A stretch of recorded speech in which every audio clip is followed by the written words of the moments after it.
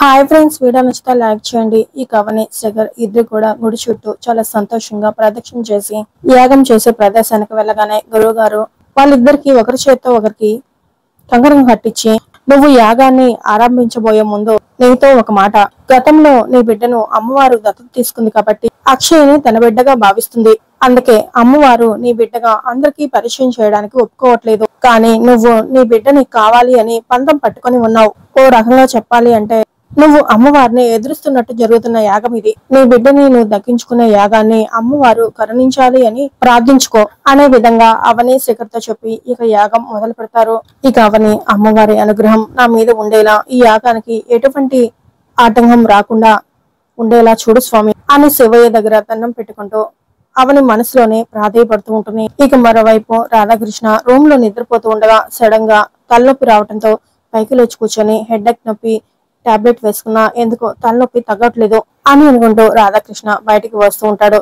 అంతలో వేదవతి చాలా సంతోషంగా ప్రసాదరావుతో హాల్లో కూర్చొని, నాలాంటి జతం కల మనోహరాల్ని అవని వాళ్ళు తీసుకురాగానే ఎంతో అద్భుతమైన స్వాగతం పలుకుతాను. నా బాధ్యతల్ని అప్పగించి ముక్కు పుడకని బహుకరిస్తాను. మనోహరాల్ని తల మీద పెట్టుకుని పల్లెటూరికి తీసుకువెళ్లి పెద్ద పండుగ చేస్తాను అని వేదవతి ప్రసాదరావుకి చాలా సంతోషంగా చెప్తూ ఉండగా ఆ మాటలు విన్న కృష్ణ షాక్ అవుతూ ఉంటాడు. ఇక అంతలో అక్ష కూడా ఇల్లు ఊడుస్తూ వింటూ ఉంటుంది.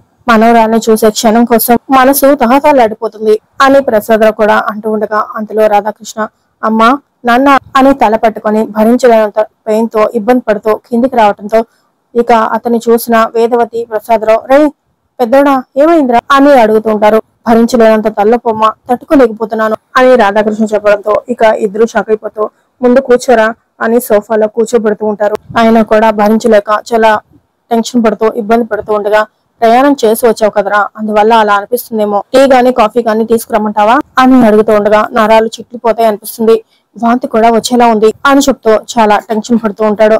ఏం కాదురా నువ్వు కూర్చో, వెంటనే డాక్టర్ కి ఫోన్ చేస్తానుండు అని చెప్పేసి వెంటనే పెద్దరాజు డాక్టర్ కి ఫోన్ చేసి వెంటనే బయలుదేరి రమ్మని చెప్తూ ఉంటాడు. ఇక రాధాకృష్ణ బాధను చూసి రే రాధా ఓచుకోరా, డాక్టర్ వచ్చేలేపు అక్ష ఏదైనా పసరు మందు తయారు చేసిస్తుందేమో, నాకు కూడా కడుపు నొప్పి వచ్చినప్పుడు అలాగే పసరు మందు తయారు చేసిస్తే తగ్గిపోయిందిరా అని ప్రసాదరావు చెప్తూ ఉండగా అవును మావయ్య గారు అక్షయ్ చేతికి మహిమ ఉంది అని పెద్దరాజు అంటూ ఉండగా తొందరగా ఏదో ఒకటి చేయండి అమ్మా, ప్రాణం పోయేలా ఉంది అని రాధా అంటాడు. ఇక దాంతో వేదవతి అక్షయ తొందరగా వెళ్లి మందు తయారు చేసి తీసుకురమ్మా అని చెప్పడంతో ఇక వెంటనే అక్షయ కిచెన్ లోకి వెళ్తూ ఉండగా ఇక నిహారిక ఎస్ అని అనుకుంటూ వెంటనే కిట్టుకి సౌరికి సైగ చేయడంతో శౌర్య కిట్టు కూడా నిహారిక వెనకాలే లోపలికి వెళ్తూ ఉంటారు. అక్షయ ముందుగా తులసి కోట దగ్గరికి వెళ్లి దండం పెట్టుకుని తులసి ఆకులు అలాగే పసరు మందు తయారు చేయడానికి కావాల్సిన ఆకులన్నీ కూడా పెరట్లోంచి తెంపుకొని కంగారు పడుతూ కిచెన్ లోకి పరిగెత్తుకుంటూ రోట్లో వేసి నూరుతూ ఉంటుంది. ఇక నిహారిక కిట్టు శౌర్య ముగ్గురు చాట్ నుంచి చూస్తూ ఉండగా బంగారం ఎందుకు తీసుకొచ్చావు,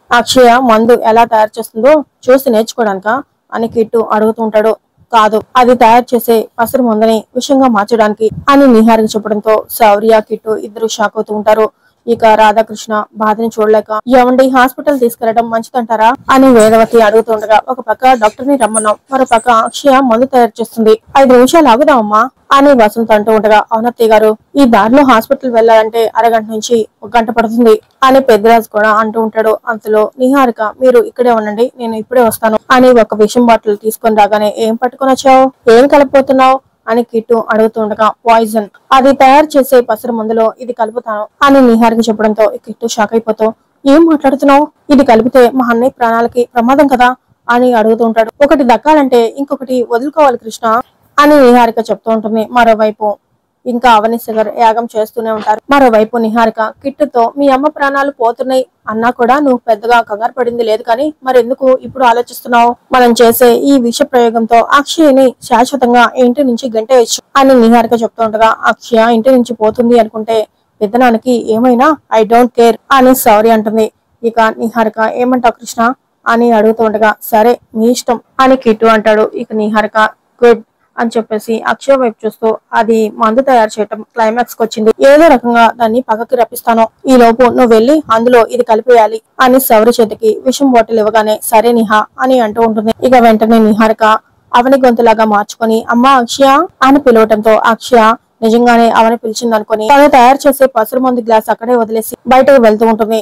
ఇక నిహారిక శౌర్య నువ్వు వెళ్లి తొందరగా కలిపేసిరా అని చెప్పడంతో శౌర్య వెళ్లి ఆ పసరు మందులో పాయిజన్ కలుపుతూ ఉంటుంది. ఇక అక్షయ బయటకు వెళ్లి మేడం లేదే, మేడం పిలిచినట్టు నేను పొరపాటు పడినట్టున్నాను అని అనుకుంటూ లోపలికి వచ్చి పసరు మందు గ్లాస్ తీసుకుని బయటకు వస్తూ ఉంటుంది.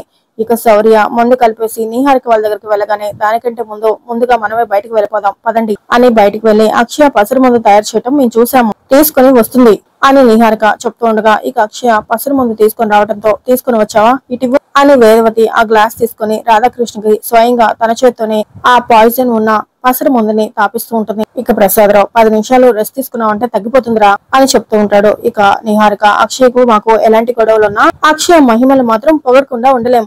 అవునవును, తను ఎలాంటి ఆరోగ్య సమస్యకైనా మందు తయారు చేసగలదు అని నిహారిక కిట్టు అంటూ ఉండగా అంతలోనే రాధాకృష్ణ ఉన్నట్టుండి మళ్ళీ అమ్మా అమ్మా అని అరుస్తూ ఉంటాడు. రే ఏమైందిరా అని ప్రసాదరావు వేదవతి కంగారు పడుతూ అడుగుతూ ఉండగా కడుపు నొప్పమ్మా అని చెప్తూ ఉండగా విషయం తన పని తను చేయడం మొదలు పెట్టింది అని నిహారిక మనసులో అనుకుంటూ నవ్వుకుంటూ ఉంటుంది. అందులోనే డాక్టర్ గారు రావడంతో ఇందాక తలనొప్పితో సఫర్ అయ్యాడు, ఇంతలోనే మళ్ళీ కడుపు నొప్పితో బాధపడుతున్నాడు, మా కొడుక్కి ఏమైంది డాక్టర్ అని అడుగుతూ ఉండగా ఏదైనా నాటు మందు లాంటిది తయారు చేసి ఇచ్చారా అని డాక్టర్ గారు అడుగుతుండగా ఇంతకు ముందే ఈ పాప నాటు మందు తయారు చేసి ఇచ్చింది, తాగారు అని నిహారిక చెప్తూ ఉండగా అలాంటి మందులు ఎందుకు వాడారు అని డాక్టర్ గారు అడుగుతూ ఉండగా ఇంతకు ముందు నాకు కడుపు నొప్పి వస్తే ఈ పాప నాటు మందు తయారు చేసి ఇచ్చింది, తగ్గిపోయింది డాక్టర్ అని ప్రసాదరావు చెప్పడంతో తనెంత, తన వయసు ఎంత, చదువుకున్న మీరు కూడా ఇలా మాట్లాడితే ఎలా, ప్రస్తుతం మీ అబ్బాయి కండిషన్ చాలా సీరియస్ గా ఉంది, ఎమర్జెన్సీ ట్రీట్మెంట్ ఇవ్వాలి, హాస్పిటల్లో అడ్మిట్ చేయాలి అని డాక్టర్ గారు చెప్తూ ఉండగా ఇక అందరూ షాక్ అయిపోతూ ఉండగా అంటే ఈ పిల్ల తయారు చేసిన మందులోనే ఏదైనా ప్రాబ్లం ఉందంటారా అని నిహారిక అడుగుతుండగా అంతేగా మరి అని డాక్టర్ అంటుంటే లేదండి, నేను నాటు వైద్యం తాతయ్య దగ్గర నుంచి నేర్చుకున్నాను, ఎందరికో ఔషధం ఇచ్చాను అని అక్షయ చెప్తూ ఉండగా పాముకాటు విరుగుడుకు కూడా ఔషధం ఇచ్చింది, నేను కల్లారా చూశాను డాక్టర్ అని పెద్దరాజు చెప్తూ ఉండగా ముందు ఇతన్ని హాస్పిటల్లో జాయిన్ చేయకపోతే తన ప్రాణానికి ప్రమాదం అని డాక్టర్ గారు చెప్తూ ఉండగా ఇక అందరూ మరోసారి షాక్ అవుతూ చిచి ఈ అక్షయ కావాలనే ఇలాంటి మందు తయారు చేసి ఇచ్చింది అని కిట్టు అరుస్తూ ఏమి తప్పు మందు తయారు చేసి ఇవ్వలేదండి అని అక్షయ చెప్తున్నా కూడా మా పెద్దనాన్ని చంపేద్దాం అనుకున్నావా అని శౌర్య అరుస్తూ ఉండగా ఇక వేదవతి నువ్వు మా ఇంట్లో అడుగు పెట్టిన దగ్గర నుంచి అన్ని అగ్గిపాలి అవని వాళ్ళ కూతుర్ని తీసుకొచ్చేంత వరకు ఇక నువ్వు నీ మొహం మాకు చూపించుకో పో అని అక్షయాన్ని అరుస్తూ వేదవతి ఏమండి హాస్పిటల్ తీసుకెళ్దాం పదండి అని రాధాకృష్ణ తీసుకుని హాస్పిటల్ వెళ్తూ ఉండగా ఇక నిహారిక గిట్టు శౌర్య మాత్రం అక్షయ వైపు చూస్తూ లోపల ఆనందిస్తూ వాళ్ళ ముగ్గురు కూడా హాస్పిటల్ వెళ్తూ ఉంటారు. మరోవైపు యాగం పూర్తవడంతో పూర్ణాహుతి సమర్పించి దండం పెట్టుకుంటూ ఉండగా గురువుగారు యాగం సంపూర్ణమైంది, ఇక మేము బయలుదేరతాము అని చెప్పేసి అక్కడి నుంచి పంతులు వెళ్తూ ఉంటారు. ఇక గురువు గారు అమ్మ అవని నీకు అమ్మవారికి జరిగిన ఈ పోటీలో నువ్వే గెలిచావు, యాగం ఎటువంటి ఆటకం లేకుండా జరిగిపోయింది, ఎవరికి ఎటువంటి కీడు జరగకుండా జరిగిపోయింది, అమ్మవారు నీ వైపుండి నీకు న్యాయం జరిపించింది తల్లి అని గురువు గారు అంటూ ఉండగా నేను గెలవలేదు, అమ్మవారే నన్ను గెలిపించి గురువుగారు యాగంలో ఎటువంటి గండం లేకుండా కాపుదలగా ఉండి సంపూర్ణం చేసింది గురువుగారు, ఇక మా కూతురు గురించి మేము చెప్పుకోవచ్చా అని అవని శేఖర్ అడుగుతూ ఉంటారు. అక్షయ మా కూతురని ఎటువంటి భయం లేకుండా చెప్పుకోవచ్చు, మీరు మీ బిడ్డను దగ్గరికి తీసుకోవచ్చు, నువ్వు నీ కూతురుతో అమ్మా అని పిలిపించుకోవచ్చు, ఇన్ని రోజులు ఆ పిలుపు నిన్ను భయపెట్టింది కదా ఇప్పుడు సంతోషపడుతుంది, వేదవతి గారి జాతకంతో కలిసిన వంశ వారసురాలు అక్షయ అని అందరితో చెప్పుకోండి, పెద్దలిద్దరూ ఆనంద పరవశం అవుతారు, పల్లెటూరుకి తీసుకెళ్లి తన ఆచార సంప్రదాయాల్ని ముందుకు తీసుకెళ్లబోయే మనవరాల గురించి గర్వంగా చెప్పుకుంటారు, పల్లెటూరులో పెద్ద పండుగ జరుపుస్తారు అని గురువు గారు చెప్తూ ఉండగా నా బిడ్డకు ఆ పేరు ప్రఖ్యాతులు జయజయలు నీరాజనాలు గౌరవాలు అన్ని తర్వాత సంగతి, ఓ తల్లిగా ముందుగా నేను కోరుకునేది ఒకటే, అక్షయ మా బిడ్డ అని అందరికీ తెలియజేయడం, ముందు అది జరగాలి,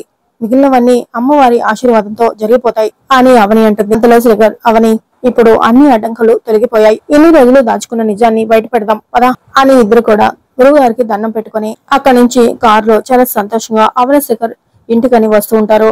ఈ గురువుగా ఓ బిడ్డ ఓ కోడలుగా ఓ తల్లిగా అన్ని పాత్రలోనూ నిన్ను మించిన వారు ఉండరమ్మా, ఆడజాతికి ఆదర్శం నువ్వు అని అవని చేస్తూ గురువు గారు అనుకుంటూ ఉంటారు. ఇక అవని కారులో తొందరగా పోని బావా, నా బిడ్డ కళ్ళలో ఆనందం చూడాలి, నా అత్తమామల మొహంలో సంతోషం చూడాలి, మన శ్రేయోభిలాషుల నుంచి అందరి దగ్గర మనల్ని పొందాలి, మన శత్రువుల కళ్ళల్లో కన్నీరు చూడాలి, మన బిడ్డ మనకు ఈ రోజు మంచి స్థానాన్ని ప్రసాదించబోతుంది, అందరిలో గౌరవంగా నిలబెట్టబోతుంది అని అవని చాలా సంతోషపడుతుంది శేఖర్ తో చెప్తూ ఉంటుంది. ఇక మరోవైపు అక్షయ వేదవతి అన్న మాటలు తట్టుకోలేక పదే పదే అవే మాటలు గుర్తు తెచ్చుకుంటూ తన బట్టలన్నీ కూడా సర్దుకొని లగేజ్ తీసుకొని బయటకు వెళ్ళిపోతూ ఉంటుంది.